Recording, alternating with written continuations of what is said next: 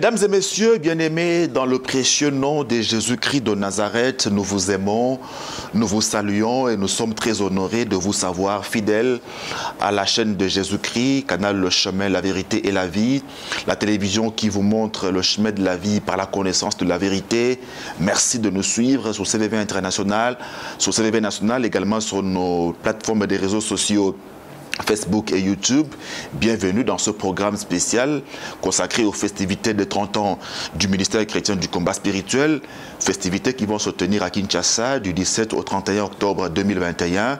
Nous allons donc nous retrouver pour dire gloire à notre Dieu dans le cadre de la 13e convention mondiale de la CFMC et du 5e symposium du Centre Peniel mondial. Pour cette émission spéciale, nous voulons commencer par un verset biblique, Psaume 68, verset 21. Dieu dit, la Bible dit, Dieu est pour nous le Dieu des délivrances et l'Éternel, le Seigneur, peut nous garantir de la mort. Oui, Dieu est notre garant à plus d'un titre. Et dans ce numéro de votre émission, nous allons nous en rendre compte à travers le parcours éloquent d'un homme qui était menacé de mort par sa propre famille, mais cet homme a échappé à l'image de l'oiseau qui échappe du filet de l'oiseleur. Cet homme, c'est Papa Yembi, promotion Gédéon, Centre Peniel mondial Brazzaville. Il est le directeur national de la cure d'âme au Congo. Il est formateur au Centre Peniel mondial. Papa Yembi, Jean Didier, est affectueusement appelé ici à Brazzaville patriarche. Comme si cela ne suffisait pas, on l'appelle également général.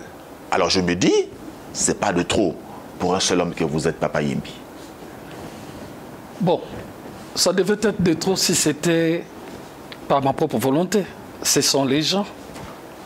Je ne sais pas, est-ce qu'à cause du travail abattu sur le terrain, et d'où ces appellations.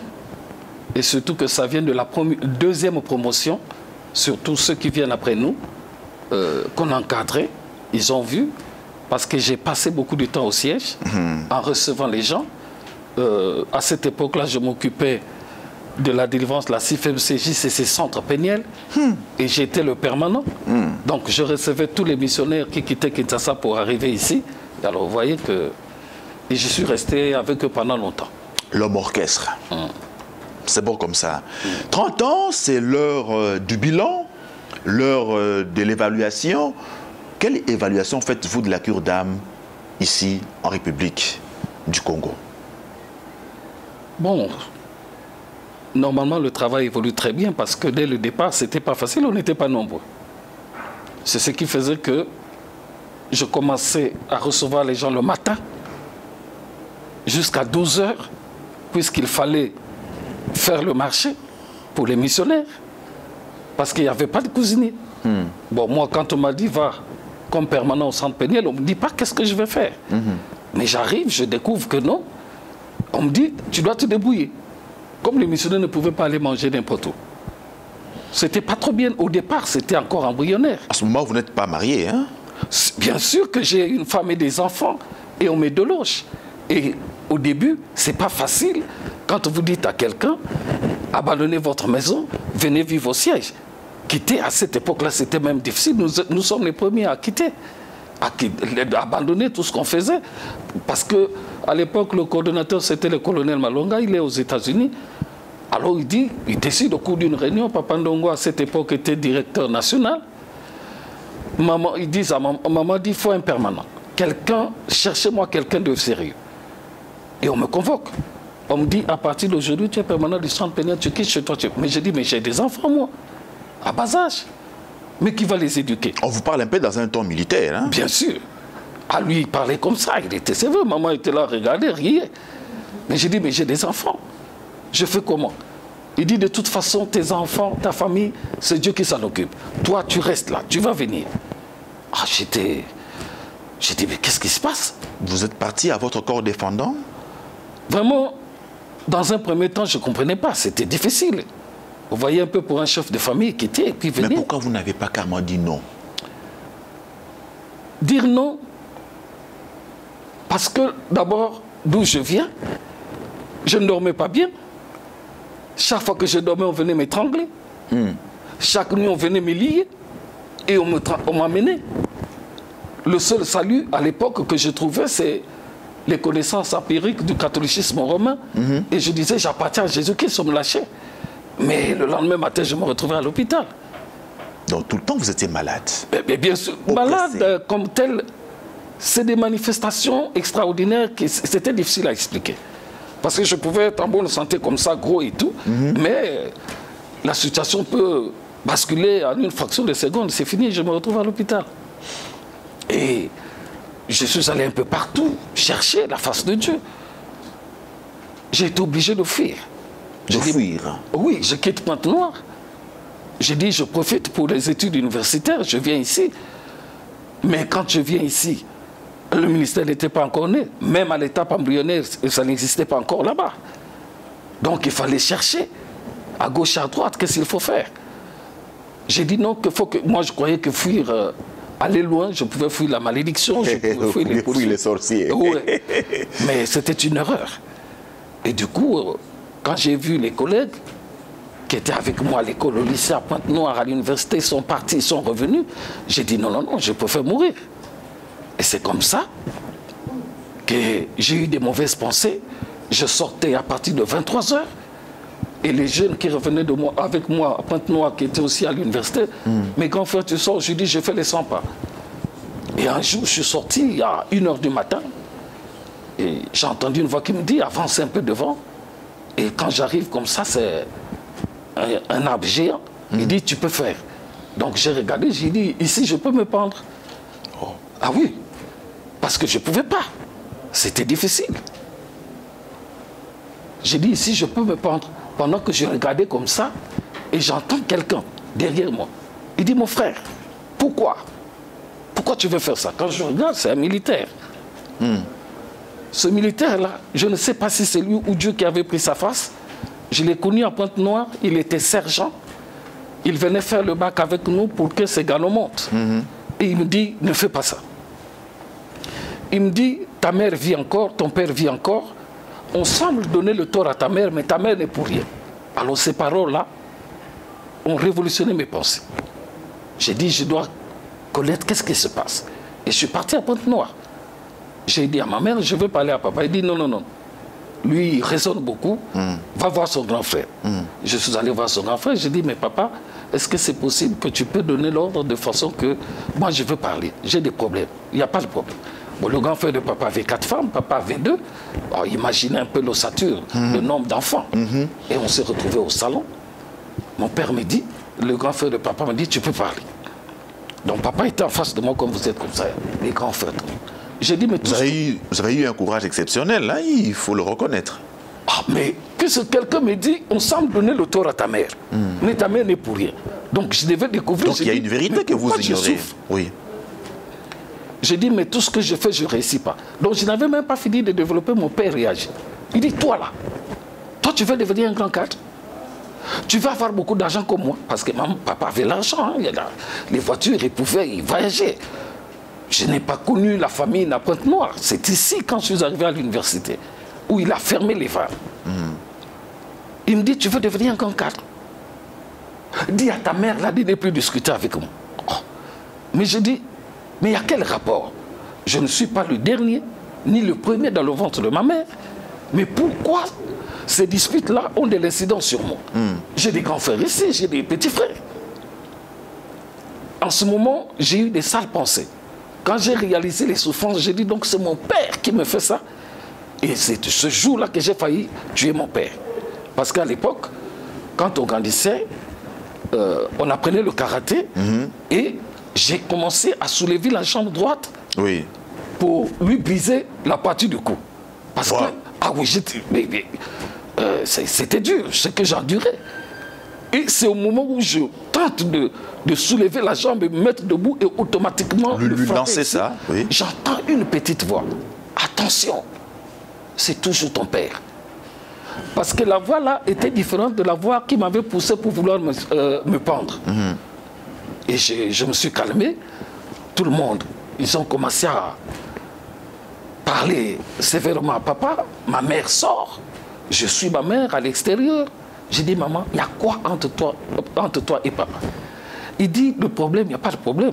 C'est que lui, quand je dors, quand je constate que tu as fait un accident, que tu vas mourir, je le réveille, je dis, mon fils ne va pas mourir. Et je veux voir ses soeurs. Donc pour lui, si les gens sont au courant qu'il est sorcier, c'est à cause de moi, ta mère, à cause de ton problème. Ah, j'ai regardé ma mère, je dis, c'est pas possible. C'est complexe. Il dit, lui, il t'avait vendu. Il faut que tu meurs. Parce que sinon, s'il te laisse, tu vas le dépasser. Mais je dis, mais je suis à l'école, comment je peux dépasser quelqu'un comme ça? Il a beaucoup d'argent, il change de voiture comme il le veut, mais je veux le dépasser comment? C'est impossible. Moi, je ne comprenais rien. Il dit, il t'avait bloqué. Tu vois tes frères là, ils ne progressent pas beaucoup parce que tu n'es pas mort. Il faut que tu meurs pour qu'ils libèrent les autres aussi. Ce n'est pas vrai. Ah. Alors c'est ce jour-là que j'ai réalisé que si ma mère était de mèche avec mon père, je mourrais.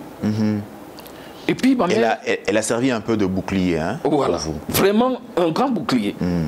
Papa et les tantes ne l'aimaient pas parce qu'elle parlait. Donc quand elle voyait quelque chose de mal contre moi, elle se lève, elle parle. Mon fils ne va pas mourir. Vous allez voir. N'essayez surtout pas. Et après elle me dit, il y a une solution. J'ai dit, il y a une solution. Laquelle? Il dit, il faut que je meure à ta place. Oh. Pour qu'elle te libère. Parce que ma mère voyait les collègues, parce qu'à Pointe-Noire, quand on est arrivé ici, il y a des collègues qui ont refusé de continuer à l'université. Et ils sont rentrés dans des sociétés de pétrole. Et maman voyait comment ils prospéraient. Donc pour elle, c'était un grand souci pour moi de voir son fils traîner comme ça. Alors il dit, la solution, il faut que j'accepte de me sacrifier à ta place, puisqu'il veut te tuer. J'ai dit non, tu ne peux pas faire ça. Bon, qu'est-ce qui prouve? Toi, tu te sacrifies pour moi. Tu es parti. Qu'est-ce qui prouve qu'il va me libérer? Puisque tu ne seras plus là. 2. Si tu meurs et qu'il me libère, je serai un fils malheureux. Parce que dans ma tête, je dirais quoi à mes enfants? Que si je suis devenu comme ça, ma mère était morte à ma place. J'ai dit, ne fais pas ça. Je repars. Comme chaque fois que je reviens ici, je fais des accidents, je tombe malade, je repars à Brazzaville. Je m'avais cherché un Dieu qui va me délivrer. Un Dieu qui va vous délivrer. Oui, mais le ministère n'était pas non plus né. Alors, quand j'arrive à Brazza, c'était difficile. Les collègues qui sont rentrés, ils m'ont amené chez une femme. Bon, la femme là disait tout ce qu'elle pouvait dire, tout ce qui se passait dans ma famille. Et puis après quelque temps, le même collègue revient, il est colonel. Et il toque devant ma porte et commence à pleurer. Et je dis, mais il pleure pourquoi? J'ouvre, je dis qu'il est mort. Il se met à genoux, il me demande pardon. Il dit, pardonne-moi. Je dis, mais tu n'as rien fait. Il dit, non, là où je t'avais amené là, la maman là, ce n'est pas une vraie servante de Dieu. C'était à Bifouiti, un quartier de Brazzaville. Mais je dis, mais tout ce qu'elle dit, c'est la vérité, c'est ce que je vis dans ma famille. Il dit, non, je suis allé là-bas, j'ai vu son staff à l'extérieur, j'ai demandé qu'est-ce qui se passe, oh, maman est malade. Donc nous, on rentre pour aller prier pour elle. Et on me dit, allons-y. Donc quand je rentre au salon, il n'y a pas de problème. Dès que j'arrive dans sa chambre, je constate qu'il y a une tombe dans sa chambre. Je dis, attends d'abord. Est-ce que toi, je sais qu'en Afrique, il y a des tombes devant les parcelles, derrière. Mais pas dans une chambre, la chambre. quand même. Mais c'est à peine croyable. Il dit, je te dis, il y a une tombe et la photo d'un homme incrusté là. Je dis, tombe avec carreau. Mais ce qui me fait mal, c'est moi qui t'ai amené là-bas. Donc l'eau qu'on nous donnait, c'est sur la tombe là. Les bougies, l'huile, tout était autour de la tombe, sur la tombe. Et j'ai posé la question aux gens là et j'ai dit, mais c'est pourquoi? Oh non, elle parle, elle prophétise à l'aide de cet esprit-là, de son grand frère qu'il avait tué. Alors c'est là où j'ai réalisé que vraiment c'est compliqué. J'ai dit, mais finalement, je vais trouver ce Dieu là-haut. Et là, je m'enferme ici à Brazzaville. Et puis la famille de mon père dit, il ne faut pas l'envoyer l'argent. Parce que lorsqu'il va réussir, il va aider le côté maternel, pas le côté paternel. Et c'est comme ça que la misère s'installe. Moi, j'ai grandi dans un bon milieu, la nourriture ne manquait pas.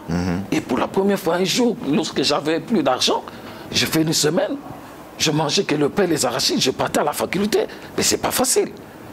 Papa Yembi, finalement, dans quel concours de circonstances vous rencontrez le Dieu du combat spirituel? Bon, parce que j'étais à la recherche de la délivrance. Et comme dit, il y a une église des mamans, c'était encore un peu embryonnaire. J'arrive, je vois beaucoup de mamans. Mais le problème, ce n'était pas la présence des mamans qui m'inquiétait. Mais ce qui m'a plus intéressé, c'est la manière de prier. Oui. Et ce que maman disait. Elle parle de la coutume, elle parle de la sorcellerie. Et elle explique certains faits. J'ai dit, mais... c'est les choses que je vis. Ça, c'est ce que je vis, moi. Et puis, elle termine, c'est Papa Zouzé qui monte, qui commence à chasser les démons, les gens tombent. Alors là où j'étais, j'ai dit, si ce Dieu-là me délivre, moi aussi je vais servir Dieu. Amen. Et c'est comme ça. Après les délivrances, et quand on m'amène au siège, j'ai continué, mais les attaques ne manquaient pas. Mais j'étais stable. Oui. J'étais vraiment stable depuis que j'étais rentré au Seigneur. Et après, c'est un coup de fil de Pointe-Noire. Il dit, mais la grande sœur me dit, mais on était quelque part. Il y a ton frère qui est malade, mais la personne nous a dit, vous êtes 7, avant que les autres ne meurent, bien sûr, parce que après... Mais il y a un d'entre vous qui s'est détaché. Comment il a fait? J'ai dit, j'ai trouvé quelque part où je prie, à la CFMC. Il dit, reste là-bas. Parce que l'homme l'a dit, là où on t'avait placé, c'était difficile de sortir. Donc toi, tu as réussi à sortir de cette prison, donc continue là-bas. J'ai dit, ok, je suis sur la bonne voie. Et moi, je me suis dit, à cause de mes combats, j'ai entamé l'intercession et tout. On nous a formés à la cure d'âme, d'évoluer. Et maman déclenche les premiers 14 jours du ministère à Kinshasa, avec la première promotion. Oui. Et quand elle faisait là-bas, elle venait aussi à Brazza. Et quand elle arrive ici, c'est nous les premiers, on rentre aux 14 jours. Mais chose curieuse, pendant la prière, je ne pouvais pas me mettre à genoux, je ne pouvais pas me mettre debout, je ne pouvais pas m'asseoir, il fallait rester couché. Mais j'ai dit, mais qu'est-ce qui m'arrive? Et c'est en ce moment, c'est un frère, parce qu'après la prière, on se retrouvait dans les chambres. Il y a un pasteur Ndjembo Armand, il a une église, il était avec nous. Il dit, grand frère, est-ce qu'on peut prier pour toi? J'ai dit, ah, ce n'est pas parce que je dirige la cure d'âme délivrance que vous ne pouvez pas prier pour moi. Et c'est comme ça que je vais me mettre à genoux. Ils m'ont encerclé, ils ont commencé à prier. Et lui, il voit quelque chose sortir de mon corps. Pouf. Le même jour, dans ma maison, ou dans mon studio d'étudiant, mon père s'est pendu là. Et il est mort comme ça. C'est moi qui devais mourir. Votre père s'est pendu? Oui. Parce que le suicide, c'était moi. Mais dès qu'on a prié pour moi, lui, il a pris la corde, il a mis un coup, il est mort. C'est comme ça qu'il était décédé. Alors, qu'est-ce que cela, cette délivrance-là, qu'est-ce qu'elle a apporté in concreto dans votre vie? Ah, la stabilité. Ah, il n'y a plus de, les poursuites, les réclamations, non, non. Vraiment la stabilité. Parce que c'est ce qui m'avait amené au Seigneur. Les oppressions ont continué? Oui, parce que je ne savais pas que... Parce que quand j'étais au lycée à Pointe-Noire, il avait déplacé sa soeur qui était en Vouti, une localité de Kouilou là-bas, qui vendait ses bananes là-bas. Il dit, le fils est au lycée, il ne peut pas manger la nourriture des locataires. Moi, je suis à la retraite, tu dois venir préparer pour lui. Et c'est comme ça qu'elle va voler ma photo. Et quand elle vole ma photo, elle fait des incantations. Donc quand je dors, la voix de se réveille-toi, il y a une femme qui te regarde. Quand je regarde partout, je ne vois pas la femme. Mais je dis, mais cette femme-là, c'est comment? Et un jour, j'arrive à Pointe-Noire, après l'étranger, je suis rentré au pays. Et c'est là, elle me croise, elle me regarde comme ça. J'étais simplement habillé. Et quand je rentre, elle va menacer ma mère. Agnès, l'enfant qui est à Brazzaville, il appartient à deux familles, le côté paternel et le côté maternel. Mais nous, le côté paternel, on ne va pas clair. Vous allez le regretter d'ici là. Et on m'informe. J'ai dit, non, là, il faut la prière. Donc, veille des prières agressives. J'ai dit, bon, là où elle est, que ce soit le jour ou la nuit, la terre qu'elle doit pétiner, feu. La nourriture qu'elle va manger, le jour ou la nuit, feu. L'air qu'elle va respirer, feu. Et puis elle a piqué une crise. On l'a menée à l'hôpital, paralysée. Mais malgré ça, elle a récidivé. Et un jour, je dors, je me sens malade. Je prends les médicaments, ça ne tient pas. J'appelle un cureur, je dis, viens me voir. Il me fait la prière d'autorité. Et la même nuit, je dors, je vois, on est en train de rouler mon corps. On a mené à la morgue de Brazzaville. Moi, je regardais comme ça. Et puis, on rentre. L'entrée principale, c'était ouvert. Mais là où on sort les dépouilles, c'était bloqué. Donc, je regardais mon corps, j'ai dit, ah, la morgue, c'est férié aujourd'hui. Oh, la morgue n'a pas de férié. Et je vois la lumière filtrée quelque part, je vois les dames, mais madame, mais on m'a amené ici. Il dit, oh, elle me reparle. Yo, Zana Nukuna, yo, il y a combien de personnes, Bassi Baboma? Tu ne peux pas fuir. Quand je me réveille, je dis, oh, moi je suis devant la mort. J'ai dit, Dieu, tu me connais. Tu connais comment je marche vis-à-vis de toi. Là, je suis devant la mort. La personne qui a fait ça doit passer. Tu as dit quoi? Que tu donnes les hommes à ma place, de peuple pour ma vie. Celui qui creuse une fosse, il tombera. 4 jours après, il est décédé. C'est après ce décès-là, j'ai demandé les conduites de tenir au Seigneur. Le Seigneur me dit, va. Et quand j'arrive, je refuse de regarder son corps dans le cercueil. Parce que la dépouille était venue à la maison. J'ai dit, je ne pars pas à la mort. Donc quand je quitte Brazzaville, je ne signale aucun membre de ma famille que je suis à Pointe-Noire. Je reste à l'hôtel. Si je sors au ministère, ceux qui travaillent avec mes frères, quand ils me voient arriver, ils disent, notre pasteur est arrivé. Ils seront au courant.